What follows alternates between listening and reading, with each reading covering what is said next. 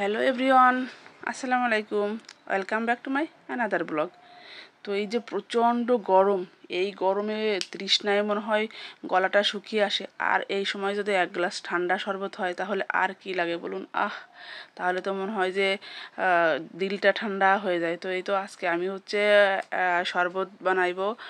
তো আমি যেভাবে এটা ট্রাই করলাম সেটা হচ্ছে কিছু মানে সাদা পানি, তার সঙ্গেও আমি ট্যাঙ্ক অ্যাড করিয়ে দিয়েছি। আর এই যে আমার যেহেতু বরফ ওভাবে করা নেই, তো আইসক্রিমের বক্সে কিছু পানি রেখেছিলাম, এটা দিয়েই বরফ জমিয়ে রেখেছি, কারণ এটা দিলে অনেক বেশি ঠান্ডা হবে।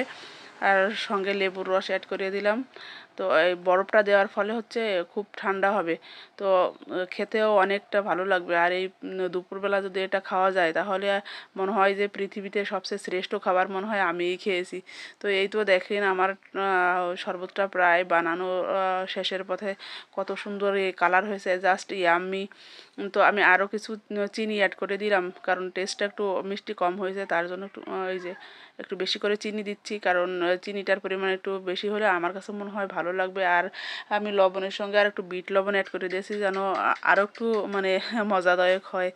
তো এই তো আমার শরবতটা বানানো প্রায় শেষ। সবাই ভালো থাকবেন আর এভাবে ট্রাই করে দেখবেন।